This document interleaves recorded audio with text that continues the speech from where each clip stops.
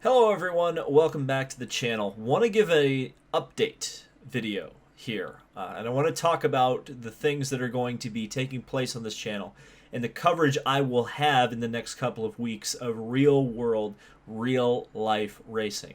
Now, as you guys know, I am planning on attending the Rolex 24 at Daytona. We'll be going to both the 24 and the Roar. That is different than last year. I did not attend the Roar before the 24, but the way they've structured everything this year, the Roar is the week before the 24, and it's really kind of going to be like the Indy 500 in that it's a 2-week event leading up to that race. Now, unfortunately, unlike last year, I will not have credentials to this event. Now, this is nothing out of the ordinary. It's just the way that the world is working currently. And it's not IMSA's fault or anything. In fact, they've been very forward with what the expectations were. And the expectations were that the media, regardless of who they were, is going to be extremely limited at Daytona. And even like the more established outlets are having their numbers reduced. Now, I didn't hear this from IMSA, but I did hear this from second and third parties, which is that ultimately Daytona's choice and NASCAR's choice, because of course NASCAR also owns IMSA, is to limit the amount of media, limit the amount of bodies that have any kind of access at the 24 to make sure that the Daytona 500, which of course is their big money-making cash cow, goes off as smoothly as possible. Obviously, there are a couple of drivers, Austin Dillon and Chase Elliott, participating in the race, which, for if some reason they get the corona or something else happens, it could endanger that event. Totally understandable, even if I don't necessarily agree with the methodology 100%. I don't think IMSA necessarily was making those calls. So that will affect the coverage on this channel. Now, certainly I plan on producing a lot of content at the racetrack, and certainly giving my thoughts and analysis, but I would say that keep in mind that I'm going to be buying a ticket, and I'm going to have the access that any other person who would be buying a ticket would have. And with the restrictions, that is going to mean that like driver interviews, garage stuff, that's not going to happen. And with the other factor, of course, meaning that I can't get into the media center and have free Wi-Fi, for example.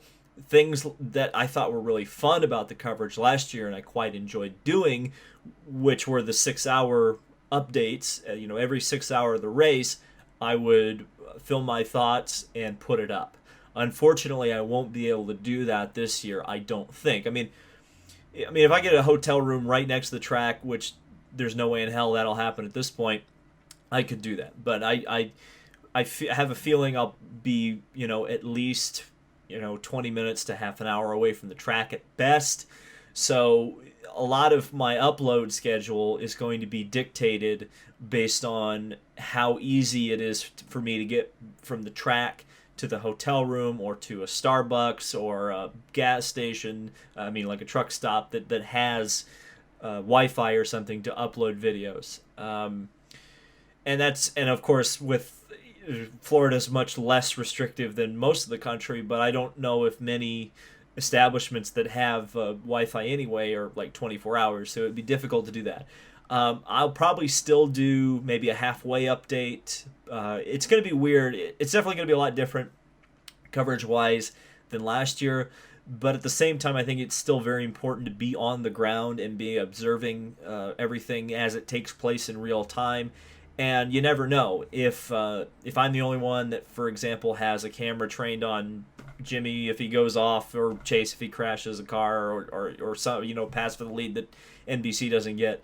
That's content that I will have that no one else will have. So it's important from that perspective to still be down there.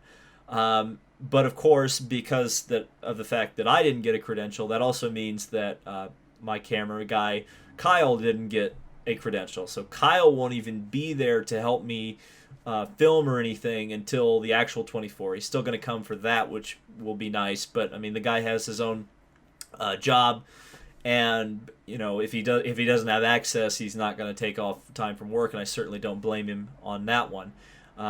So it's going to be totally a David production during the Roar, which isn't a problem. That's the way I used to do things. It's just going to be, look at it this way.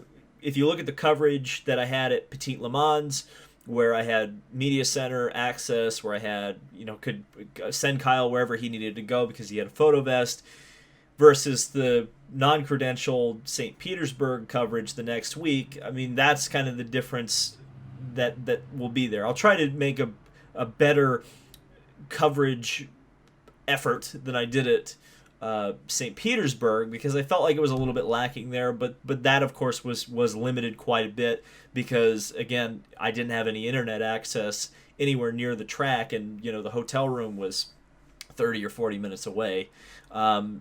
But it is going to be a little bit difficult to do stuff really immediately, and also to get just that immediacy is not going to be there anymore, I guess.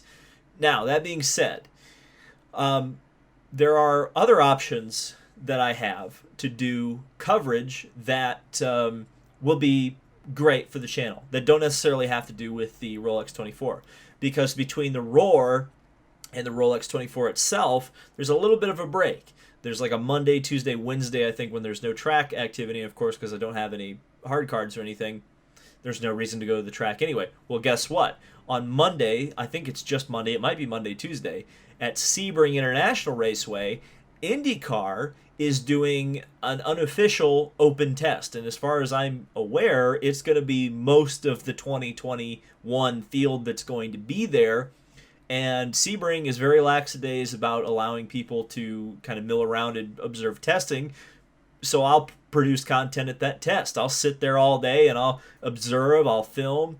I'll let you guys know who's there, who's not there. If I can get timing information, I'll try to get that to you guys. But that's some additional coverage I can get while I'm down there. Essentially, be at the preseason IndyCar test as well as cover the Roar, the 24, and all that stuff. I will be driving down, which is another thing. It's mainly just a matter of when I went to St. Pete and I had to buy a rental car for 2 weeks.